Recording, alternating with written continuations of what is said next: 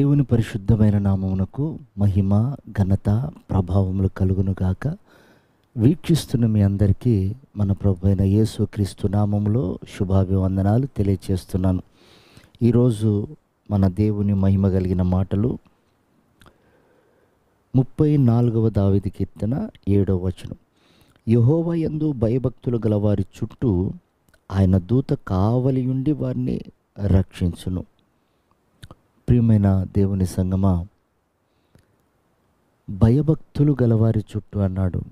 చాలాసార్లు మనం భక్తి చేస్తూ ఉంటాం, కానీ భయపడము. ఎవరిని అడిగినా మేము భక్తులమే అంటారు.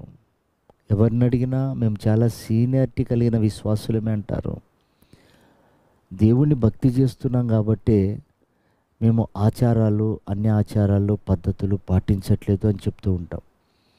ప్రియమైనటువంటి వారలారా, దయ్యాలు దేవునికి భయపడుతున్నాయట. ప్రకృతి దేవునికి భయపడి గడగడ వణుకుతుంది అని బైబిల్ సెలవిస్తుంది. అవన్నీ కూడా సాక్ష్యం చెప్తున్నాయి. సముద్రం భయపడుతుంది, సూర్య చంద్రులు భయపడుతున్నారు, పర్వతాలు భయపడుతూ ఉన్నాయి. కానీ మనుష్యుడు భయపడట్లేదు అని యెషయా అంటాడు. భయపడట్లేదు అంటే అర్థం ఏంటంటే మాట వినట్లేదు.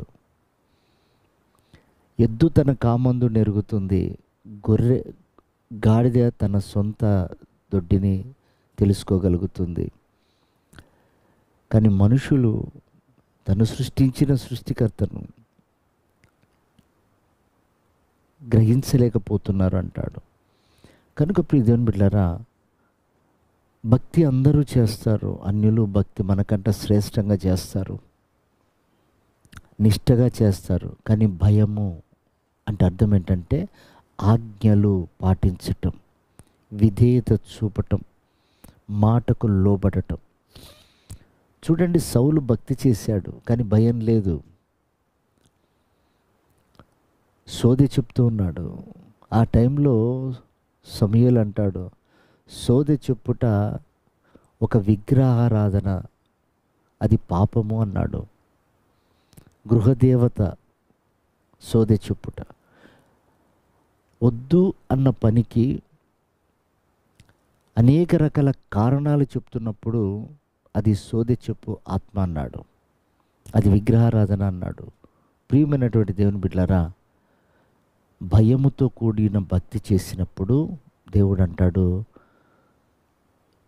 వారికి దేవదూతలు కాపుదలగా ఉంచి వారిని రక్షిస్తాను అంటాడు.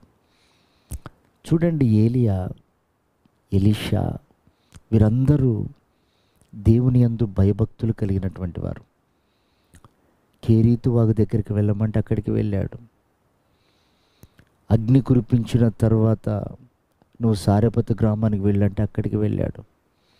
బలమైన కార్యాలు చేసిన తర్వాత కూడా ఏ ఆధారం లేని స్థలముకు పంపించినప్పుడు అతడు మౌనంగా అప్పగించుకున్నాడు. అది భక్తి, అది భయము. ఆ సమయంలో శిష్యుడు అడుగుతూ ఉంటాడు, గెహజీ, అయ్యా, శత్రులందరూ మన చుట్టూ కమ్ముకున్నారు, మనం మరణిస్తాము అని అంటున్నప్పుడు ఎలీషా ప్రార్థన చేస్తాడు, ప్రభువా వీని కనులు తెరువయ్యా అని. అప్పుడు ఆ భయభక్తులు కలిగిన వాని చుట్టూ దేవదూతలు కాపుదలుండి రక్షిస్తున్నాయి. ప్రియమైన దేవుని బిడ్డలారా, నిన్న నేడు నిరంతరము ఏకరీతిగా ఉన్న దేవుడు పాత నిబంధన భక్తులకే అంత ప్రొటెక్షన్ ఇవ్వగలిగితే కొత్త నిబంధన సంఘమైన మనతో అంటాడు, ఆయన పగలు మేఘస్తంభంగా, రాత్రి అగ్నిస్తంభంగా, నీ రాకపోకలేదు నేను ఎప్పుడు నీకు తోడై ఉంటానన్నాడు. కనుక సంగమా, ఆయన యందు భయభక్తులు కలిగి జీవిద్దాం. ఏ హాని కలగకుండా తన దేవదూతలు మనకు తోడుగా ఉండి మనల్ని రక్షిస్తాడు. రక్షించి మాత్రమే కాకుండా నేడో రేపో తాను ప్రత్యక్షమై మనల్ని కొనిపోతాడు. అట్టి నిరీక్షణ కలవారమై మనం ఎదురు చూద్దాం. అట్టి కృప ప్రభు మనందరికీ దయచేయను గాక. ఆమేన్.